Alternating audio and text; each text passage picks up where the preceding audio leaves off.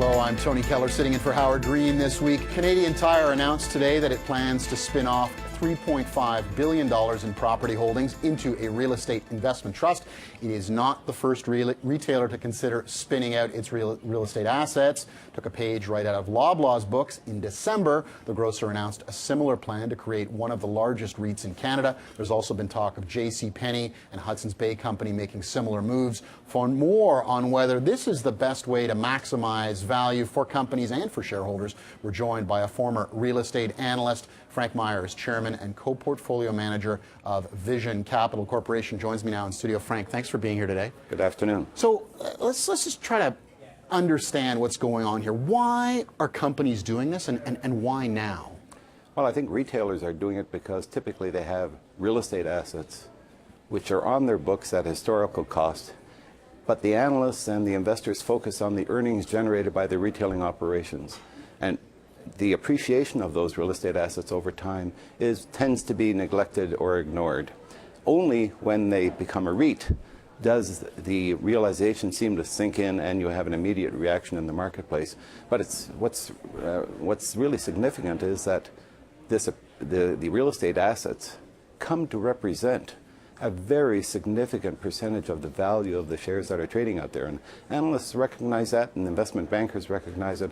I think in Canadian Tire and at Hudson's Bay currently, the value of the real estate is probably at least half of the value of the current shares. So explain to me again in simple terms how this structure works. Right now, you're a retailer, you own the real estate you sit on. That's pretty simple. In future, under this new model, you're a retailer, you're essentially going to be paying rent to a REIT that owns all or part of the real estate that your store sits on. Is that basically it? Basically it. You'll have a real estate investment trust which has an advantage tax position under Canadian law, and investors are paying up for dividend yielding or distribution yielding vehicles like real estate investment trusts. And they typically, on average, tend to trade at 100% of NAV, and maybe even a slight premium to NAV, whereas in the retailer, they were trading at a big discount to their net asset value. Now, is there kind of financial hocus pocus going on here, or is there really something substantial where the parts, as two parts, are actually worth more than what they are right now, which is a sum?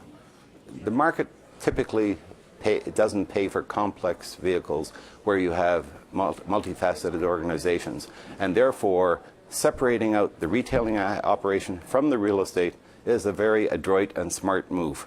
How much of the benefit is due to something you just mentioned, that the taxed advantaged positions of REITs where they're flow-through vehicles? I mean, that's part of it, but not necessarily all of it.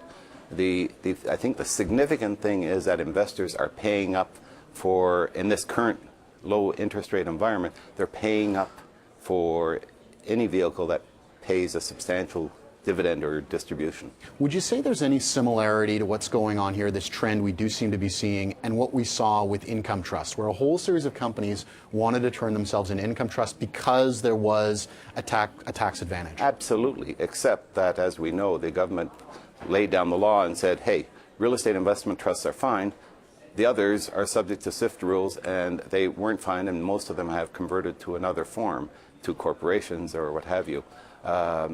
Real estate investment trusts are one of the last games standing, and that's why the Loblaws and the Canadian Tires and the Empire Sobeys of the world have availed themselves of this opportunity. So do you expect that we will see more retailers that have real estate trying to figure out how to spin that out? I think it's logical to expect that, but there's another corollary to what I'm saying, and that is where you have real estate corporations that typically do not pay out their cash flow, that reinvest their cash flow, often they are undervalued. And that's something that we at Vision focus on.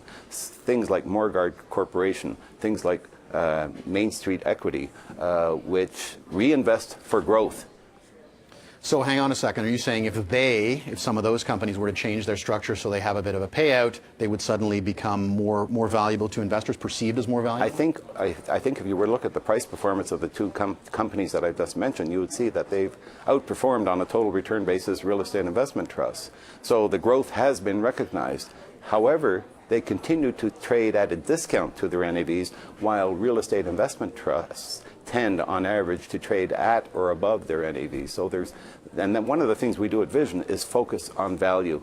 And that's that's how we generate superior returns.